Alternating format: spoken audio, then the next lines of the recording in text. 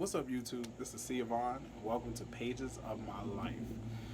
And I just want to introduce you to my segment, my show, my YouTube channel. This is something that I've thought about doing for a little while, give a little, insight to my world. Um, and this is my very first video, so definitely don't judge me on it.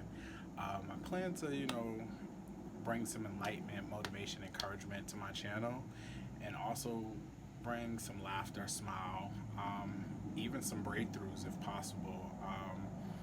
What you will experience on my channel is definitely life experiences, me sharing my life experiences, things that I've gone through, how I dealt with them, what I dealt with emotionally during that time, and how I overcame some of those situations in my life, definitely. And then later on, with my YouTube channel, you'll see more and more of my content going into more experiences, but I'm going to actually read from my journal, my personal journal. Yeah, I know. My personal journal. I'm going to read some experiences that I've had back in other years, like to 2018 or 2016, my Atlanta days when I lived in Atlanta, and my experiences that I had there. And things like that. Today's segment is going to be about sitting in my truth, and it's going to be about certain current things that I'm dealing with now and how it came in full cycle again, and also how I'm handling it now, and how I plan to try to handle it, during this time in this, pandemic of life or whatever. I also felt like, my YouTube channel would be a place for me to have a voice and people can hear what I have to say. I don't always feel like it's heard all the time or my story is heard all the time. So that's definitely another reason of why I chose to do the segment. So yeah, other things that will probably happen on this channel. You'll probably get some reaction videos. A reaction video that will probably come in the woodworks in the next couple of weeks is my reaction video to a show that I just found called The Circle. It's a YouTube show, something that I just got into.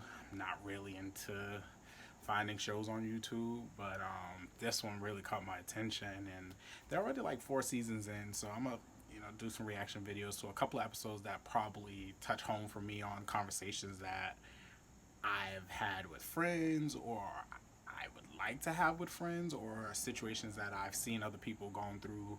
I mean, the show's very spicy, but I think it's also entertaining as well from what I've seen and what I've grasped so far.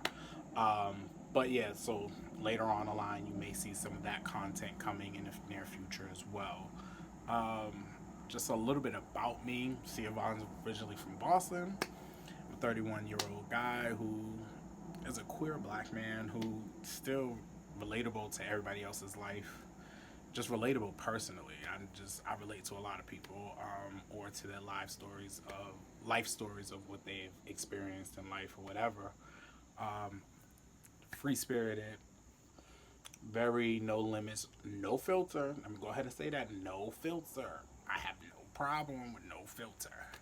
Um, Also, let me also tell this as a disclaimer: I am not a life coach. I'm not a therapist. I'm not licensed. So don't look this way if you are trying to look for, I can give it advice, but I'm not. It's not. I'm not licensed for it. So it's gonna be free advice, life experience advice. If you do, So I hope you guys like, comment, share, subscribe. Once again, like, comment, share, subscribe, and let's just go ahead and jump right into it.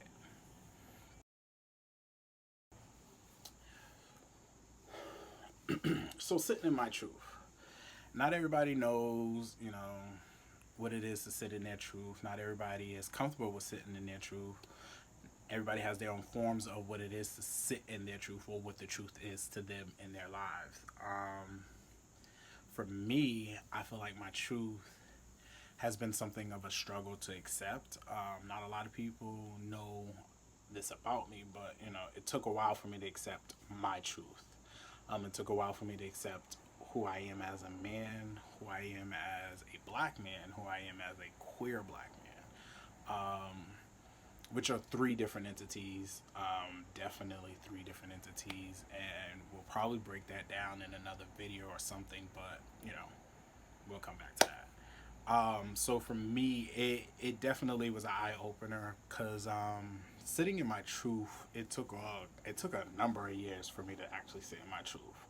And I think the case being is that I had to go through one of the most traumatic experiences in my life, which was losing my mom's. It's been about 7 to 8 years now since I've lost her, and she was murdered in the streets of Boston. And at that point, I was only about 20 years old, going on 21. And most times, a lot of people, you would think that you need your parents only when you're 17, 18, going into that young adult years, but not knowing that your young adult years of 22, 23, 25, you still need your parents. And I think those are like pivotal points in your life where that you need that parental guidance who birthed you and knows you, you know what I'm saying, to help you guide through life. You know what I'm saying? So for me, it definitely took a while for me to actually know what it was to sit and be comfortable in my truth and who I am. I was never a person who had a big voice, and when I mean big voice, I wasn't. I would be a part of the crowd, but I wouldn't have much to say in the crowd. Like I may, if I felt the right spirit or the moment to go ahead and speak my truth, I may, jump in there a little bit. But it wasn't until I turned like 27, 28, after my first real relationship, that I began to know what it was to figure out my truth and who I am, and what what my worth was in my truth. And most times, I had to accept that yes, I like being with men. Yes, I enjoy being with the women, or I love the company of women. But it's just something for me I had to grow to understand. I accept being a queer black man. You know what I'm saying? I had to accept being and loving me. I didn't have my moms to love me, didn't have a relationship with my father. We'll go that out the door. But I had to really, take the time to love me. I think also for me, sitting in my truth was accepting what it is I love sexually. These are and there's different topics of sitting in my truth. There's the emotional part, there's the physical part of sitting in my truth, there is the identity part of sitting in my truth, and I'm just touching bases of what it is to sit in my truth. So like I said, sexually, it took me a while to know what it was sexually, what I like, truthfully.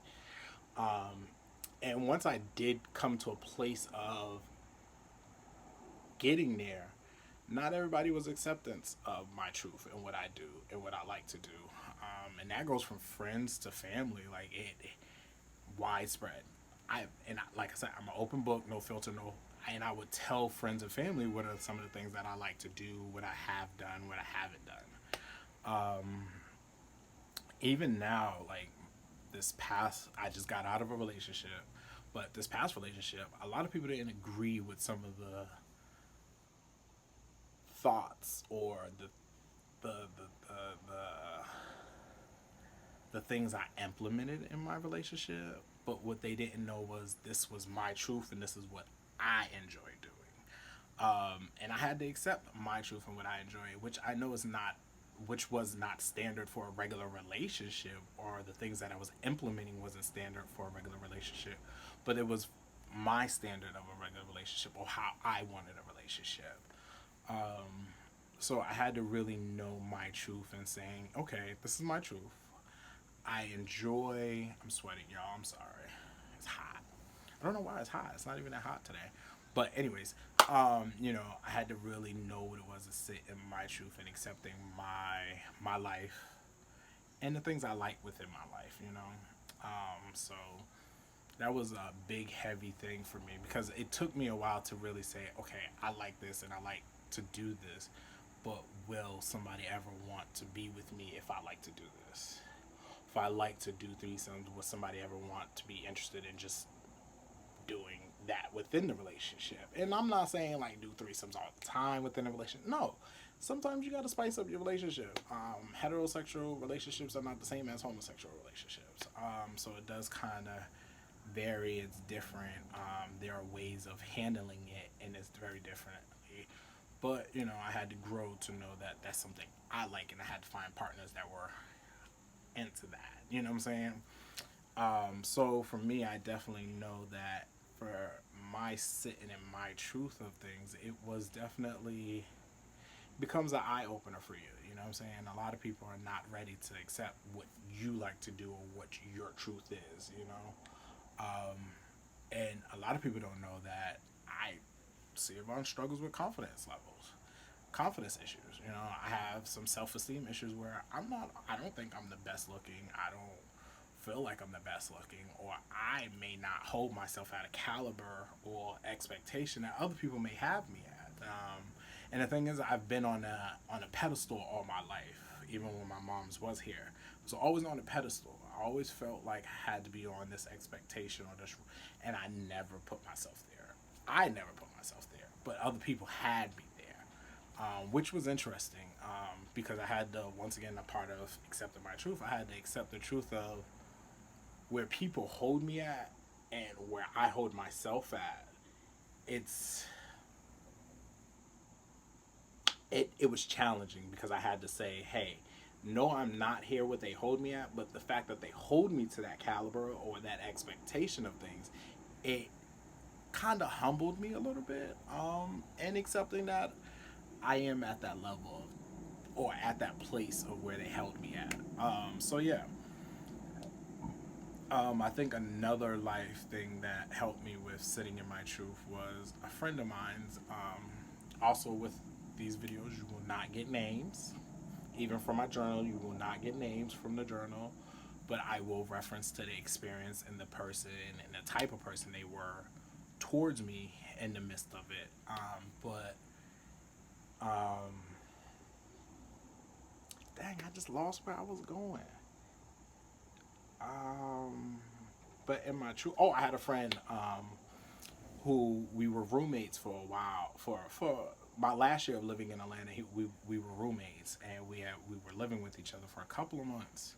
And within those couple of months, my friend taught helped me to understand what it was to accept the truth about me and accept the things that I can handle and what I can't handle and not and what to leave in my bag and what not to keep in my bag. You know what I'm saying?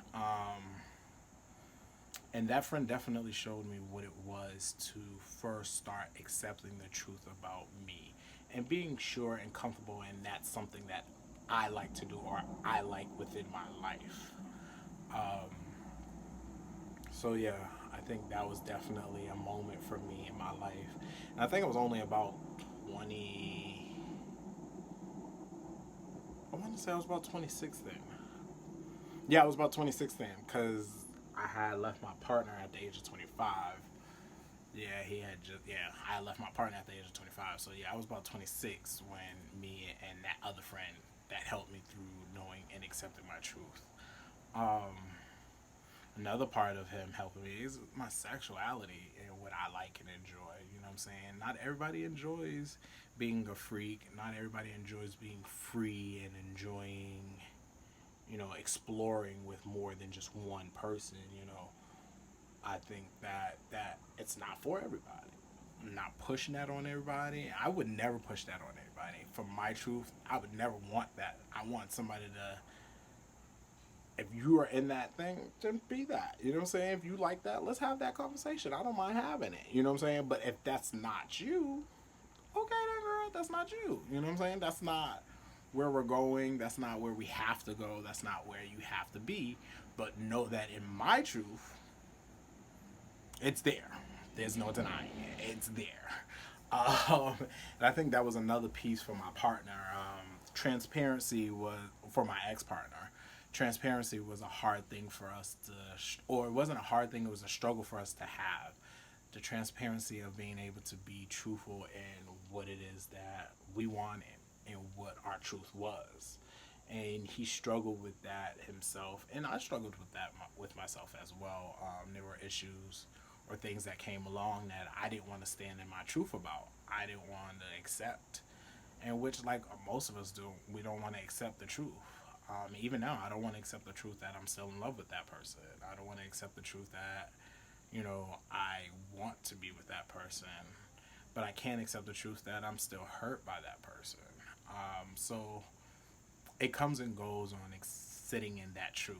But I think I've gotten more better with sitting in the truth, or sitting in my truth of what I feel, and not trying to be rebellious against it. I think once we get to a certain point in our age, in our bracket of where we're living in our lives, I think that, we just, the light bulb comes on, like Medea or like Tyler Perry has ever told you. If you ever see the Tyler Perry play, for those who haven't, don't go rushing, but go put yourself on. He's threw nuggets out there here and there, but when you get to a certain age, your light bulb comes on and life changes you. You know what I'm saying? And my life, and the way that my life has gone, it has definitely altered me to change and grow and develop a lot differently than others, which has been a great thing for me, and why I felt like it was necessary for me to start my first episode on sitting in my truth, because I'm all about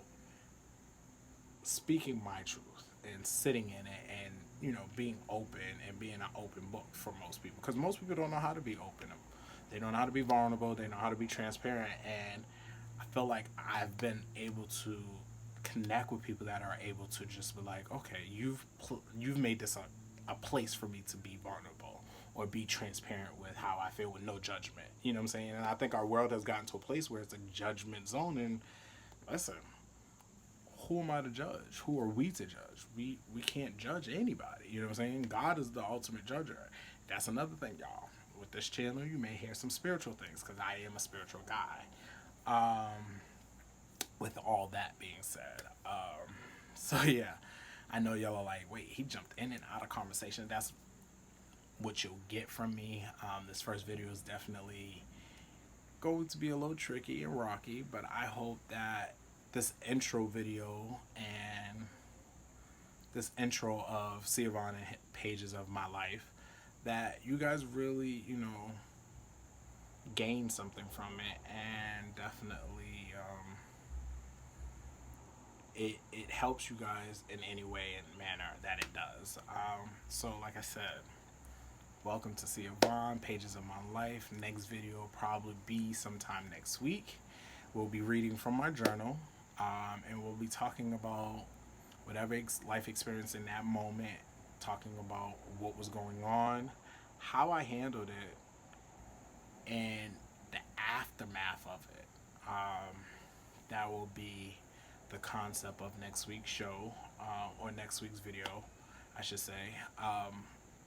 Definitely like, comment, share, subscribe to my channel. I hope you guys enjoyed this first video. I didn't really want to make it too long. I want it to be just right, and it gets you enough details about me and get you comfortable with me, and me being comfortable with the camera and with you guys. So I appreciate everything. I'm tuning out. Check y'all later.